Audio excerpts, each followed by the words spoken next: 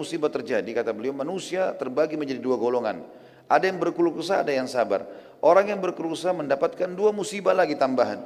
Kehilangan yang dicintai, apa yang dia mau, dan juga kehilangan pahala yang besar. Yang semestinya dia bisa dapatkan karena bersabar. Ia mendapatkan kerugian dan terhalang mendapatkan rahmat. Keimanannya berkurang, kehilangan kesabaran, kehilangan ridho dan syukur, serta ia mendapatkan murka yang menunjukkan kekurangan yang keterlaluan. Umar bin Khattab sempat mengatakan, teman-teman sekalian, siapapun yang tertimpa musibah, kemudian dia terima takdir Allah itu, lalu dia ikhtiar, maka dia akan bahagia. Karena mau tidak mau, musibah itu sudah terjadi. Sementara orang yang tidak menerimanya, dia akan rugi. Dadanya akan sempit, hidupnya akan susah, karena tetap musibah akan datang. Bukan berarti kita kalau bangun tidur sakit, kemudian tiba-tiba sakitnya sembuh dengan keluh kesah. Kenapa ya? Kenapa ya? Tetap aja sama. Nah, tetap aja sama. Maka solusi yang terdekat adalah sabar. Sabar. Sebagian ahli mengadakan penelitian, ternyata orang bersabar itu, dia seperti meredam seluruh otot-otot dan urat-urat sarafnya. Yang tadinya menjadi emosi dan marah, ya, karena ada sesuatu cobaan yang sedang datang, misal barangnya diambil orang, misal dia dihina orang, kan kita jadi emosi ya. Nah sekarang kalau dia redam itu, sebenarnya dia sedang meredam otot-otot dan urat-urat sarafnya, dan itu akan memberikan kesehatan, ya, akan memberikan ketenangan jiwa. Dibandingkan dia ikutin emosi itu, maka akan makin gelisah, susah tidur, susah makan, susah semua. Renungi baik-baik supaya kita jangan keluar dari sabar itu. Adapun orang yang diberikan taufik untuk bersabar ketika mendapatkan musibah-musibah ini, lalu menahan dirinya dari sikap marah, baik ucapan maupun perbuatan, mengharap pahala yang di sisi Allah, dan ia tahu bahwa pahala yang didapatkannya dengan kesabaran itu lebih besar daripada musibah yang diperolehnya. Bahkan musibah itu suatu kenikmatan baginya, karena musibah menjadi jalan untuk meraih apa yang lebih baik dan lebih bermanfaat baginya daripadanya, dari masalah yang sedang dihadapi. Dan berarti ia telah melaksanakan perintah Allah dan meraih pahala. Oleh karena itu Allah Subhanahu wa taala berfirman, "Wabashshiris sabirin," dan sampaikanlah kabar gembira kepada orang-orang yang sabar. Berarti sabar jelas harus menghadapi masalah, tapi Allah bilang berita gembira buat mereka, yakni beritakanlah kabar gembira kepada mereka bahwa mereka akan disempurnakan pahala mereka dengan tanpa batas. Orang-orang yang bersabarlah yang mendapatkan berita gembira yang besar dan anugerah yang besar. Kemudian Allah menyifati mereka juga dalam firman-Nya, alladzina idza asabathum musibah, yaitu orang-orang yang apabila ditimpa bagi mereka musibah, yakni segala sesuatu yang menyakitkan hati atau badan atau keduanya, sebagaimana telah disebutkan sebelumnya. Jadi ada saatnya memang. Jangan teman-teman begitu ada musibah, kenapa ya? Ya, maksudnya kenapa ini bukan berkeluh kesah kayak tidak menerima takdir Allah. Tidak, kita terima. Tapi kalau kita bertanya, kenapa bisa terjadi misalnya, tujuannya untuk mencari jalan keluar itu nggak ada masalah. Tapi kalau untuk berkeluh kesah ini yang dilarang, karena pahalanya hilang. Qalu inna lillah, mereka mengucapkan kami milik Allah, yakni hamba-hamba kepunyaan Allah yang diatur menurut perintahnya. Kita tidak memiliki sedikit pun dari jiwa dan harta kita. Jika Allah menguji kita dengan sesuatu darinya, berarti Allah yang paling penyayang di antara para penyayang telah mempergunakan milik dan hartanya. Tidak bisa ada yang menghalanginya. Bahkan merupakan kesempurnaan penghambaan hamba ialah ia tahu bahwa terjadinya bencana itu datangnya dari Allah, Raja yang maha bijaksana, yang lebih penyayang kepada hamba-hambanya daripada dirinya sendiri. Sedikit makna potongan di sini. Kadang-kadang subhanallah teman-teman sekalian, ada dosa yang kita lakukan, kita nggak tahu bobotnya dosa itu, dan tidak cukup dengan istighfar. Mungkin istighfar kita tidak cukup, maka Allah datangkan cobaan. Ada sebuah hadis menjelaskan, masih itu hadis sahih riwayat Imam Ahmad. Kata Nabi SAW, ada dosa-dosa yang tidak bisa dimaafkan dengan istighfar, tidak cukup. Maka Allah ujikan padanya penyakit. Di sini kata ulama hadis bisa saja penyakit, bisa saja gangguan orang, bisa saja apa saja. Jadi ternyata Allah tidak mau kita nanti di akhirat disiksa berat dengan dosa itu, maka Allah cobakan dengan cobaan.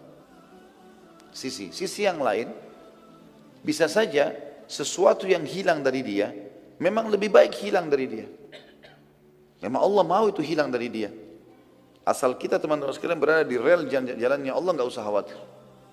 Walaupun kita merasa saya suka, saya begini, nggak usah peduli dengan itu, tidak ada masalah. Mungkin tidak jadi menikah sama si fulan, mungkin tidak jadi usaha ini, mungkin tidak jadi masuk sekolah di sana, kuliah di sana, mungkin. Selalu sangka baik dengan Allah. Allah lebih tahu, asal kita berada di jalan yang benar. Kata Nabi SAW, Allah berfirman dalam hadis Qudsi, Ana inda dhanni abdi bi. Saya sesuai dengan prasangkaan hamba-hambaku. Kata beliau, oleh karena itu ia berkewajiban untuk ridho kepada Allah dan bersyukur kepadanya atas bimbingannya kepada apa yang lebih baik bagi hambanya, meskipun ia tidak mengetahuinya. Di samping kita adalah hamba-hamba miliknya Allah, kita juga akan kembali kepadanya pada hari yang dijanjikan. Lalu setiap orang yang beramal diberi balasan karena amalnya. Jika kita bersabar dan mengharapkan pahala, maka kita mendapatkan pahala kita dengan sempurna di sisinya. Sebaliknya, jika kita berkeluh kesah dan tidak suka, maka kita tidak mendapatkan bagian selain kemurkaan dan luput mendapatkan pahala. Menyadari bahwa hamba adalah milik Allah dan akan kembali kepadanya merupakan faktor kesabaran yang terbesar. Ulaika, tafsirnya, mereka itulah, yakni orang-orang yang disifati dengan kesabaran tersebut. Alaihim salawatu min rabbihim, yakni akan mendapatkan keberkatan dari yang sempurna, atau salawat dari Rabbnya, yaitu pujian dan sanjungan. Warahmah, dan rahmat atau karunia yang besar. Di antara rahmatnya Allah kepada mereka ialah Dia memberi taufik kepada mereka untuk bersabar, yang dengannya mereka akan memperoleh pahala yang sempurna. Wa ulaika humul muhtadun, dan mereka adalah orang-orang yang mendapatkan petunjuk, yakni orang-orang yang mengetahui kebenaran. Dalam hal ini mereka mengetahui bahwa mereka adalah milik Allah dan mereka akan kembali kepadanya, serta mereka mengamalkan tuntunannya. Yang dimaksudkan ialah mereka bersabar karena Allah. Ayat ini menunjukkan bahwa siapa yang tidak sabar, maka ia mendapatkan kebalikan dari apa yang didapatkan dari orang-orang yang bersabar. Akibatnya ia akan mendapatkan celaan dari Allah, hukuman, kesesatan, dan kerugian. Betapa besarnya perbedaan di antara dua golongan itu.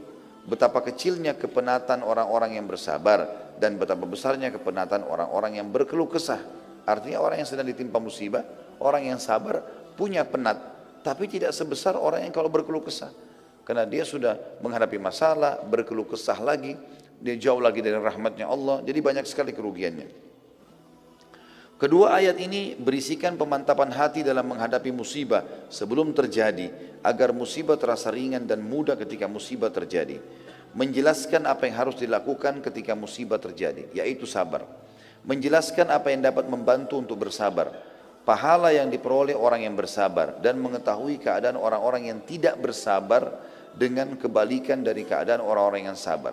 Bencana dan ujian ini adalah sunnatullah yang telah berlalu kepada orang-orang sebelum kita, maka itu pun akan datang kepada kita. Dan Anda tidak mendapati perubahan pada sunnatullah. Juga menjelaskan macam-macam musibah. Umar bin Khattab pernah berkata, alangkah bagusnya dua balasan itu dan betapa baiknya tambahan itu. Maksudnya adalah ulaika alaihim salawatu min rabbihim wa rahmah. Mereka adalah orang yang mendapatkan keberkatan sempurna dan rahmat dari Tuhan mereka. Wa ulaika humul muhtadun, dan mereka adalah orang yang mendapatkan petunjuk. Dan ini adalah tambahan, yaitu sesuatu yang diletakkan di antara dua karung tambahan dalam timbangan. Maksudnya kalaupun ini sudah dapat rahmat, dia sabar, itu sudah solusi terbaik. Tambah lagi dapat salawat dari Allah, Allah akan tambahkan kepada dia pemberian-pemberian dan dikasihkan karunia, dan mereka dijanjikan mendapatkan petunjuk. Beberapa hadis menyebutkan sebagian musibah sebagai rahmat. Contoh misal, kehilangan anak. Banyak orang mengalami ini. Tentu variasi, ada orang melalui, ada musibah yang semua merata kita kena, seperti lapar, haus, dan seterusnya. Ada yang tidak semua orang kena. Ada orang Masya Allah punya anak 10 gak meninggal sama sekali. Tapi ada orang yang musibah kena datangnya, mati anaknya. Ada orang subhanallah 4 kali hamil, 4 kali keguguran. Kuasa Allah. Ada orang buka usaha langsung dapat taufik. Ada orang mungkin buka usaha berapa kali baru dia berhasil. Gagal dulu terus. Contoh musibah atau cobaan yang datang teman-teman sekalian, yang sifatnya mungkin tidak umum tapi banyak orang yang mengalaminya. Seperti kehilangan anak. Imam Bukhari membuat bab judul khusus, bab fadl man mata lahu waladun fahtasaba. Bab keutamaan orang yang mati anaknya lalu ia mengharapkan pahala. Maksudnya dia sabar. Firman Allah, wa basyiris sabirin, dan beritakanlah berita gembira kepada orang-orang yang sabar. Kemudian beliau menyebutkan beberapa hadis, maksud Imam Bukhari. Yang pertama adalah Abu Hurairah radhiyallahu anhu meriwayatkan dari Nabi SAW, beliau bersabda, la yamutu li muslimin thalathatun minal walad fayalijan nar illa tahillatal qasam. Tidaklah seorang muslim mengalami kematian 3 anak lalu ia masuk neraka kecuali hanya sekedar berlalu saja. Ya, maksudnya ini musibah, lahir anak 3 sampai mati sebelum balik. Di sini dalam hadis dipastikan, kalaupun dia punya dosa-dosa, tentu di sini selain dosa syirik dan kufur ya, maka Allah dengan kemahamurahannya hanya membuat dia lewat saja di neraka, kemudian dia akan masuk dalam surga. Gitu kan? Muhammad bin Ismail Bukhari juga mencantumkan hadis-hadis menjelaskan firman Allah dalam surah Maryam ayat 71. Wa in minkum illa wariduha, dan tidak ada seorang pun dari kalian melainkan akan mendatangi neraka itu. Maryam 71. Hadisnya beliau angkat, Abu Hurairah radhiyallahu anhu meriwayatkan Rasulullah SAW bersabda kepada kaum wanita Ansar pada saat menafsirkan ayat ini juga, la yamutu li ihdakunna thalathatun minal waladi fatahtasibah illa dakhalatil jannah faqalat imra'atun minhunna aw ithnaini ya Rasulullah qala aw ithnain. Tidaklah, kata Nabi SAW ceramah di depan para wanita-wanita muslimah pada saat itu di Madinah dari kaum Ansar, tidaklah salah seorang dari kalian mengalami kematian 3 anak lalu mengharapkan pahala sabar, melainkan pasti masuk surga. Seorang wanita yang hadir sempat bertanya, bagaimana dengan kehilangan 2 anak wahai utusan Allah? Kata Nabi SAW, ya, kehilangan 2 anak juga termasuk. Perawi hadis Abu Hurairah mengatakan, saya yakin kalau ada wanita juga bertanya, bagaimana dengan 1 ya Rasulullah? Maka Rasulullah SAW pun akan mengatakan 1 juga. Hadis selanjutnya diangkat oleh beliau adalah dari Anas radhiyallahu anhu yang mengatakan Nabi SAW bersabda, ma minan nasi min muslimin yutawaffa lahu thalathatun lam yablughul hinth illa adkhalahu Allahul jannah bifadli rahmatihi iyahum.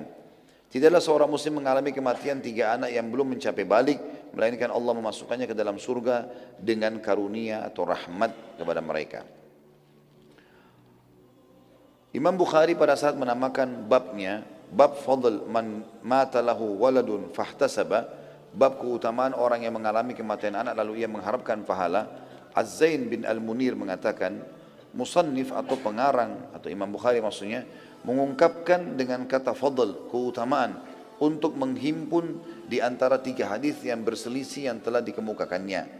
Karena pada hadis yang pertama disebutkan masuk surga, pada hadis yang kedua disebutkan dihalangi dari neraka, dan pada hadis yang ketiga disebutkan pembatasan masuk dengan sekedar berlalu saja di neraka. Maka masing-masing darinya terdapat ketetapan keutamaan bagi siapa saja yang mengalami hal itu, dan segi komprominya bisa dikatakan masuk surga itu tidak mengharuskan terhalang dari api neraka, disebabkan hajab atau terhalang dari neraka itu sendiri.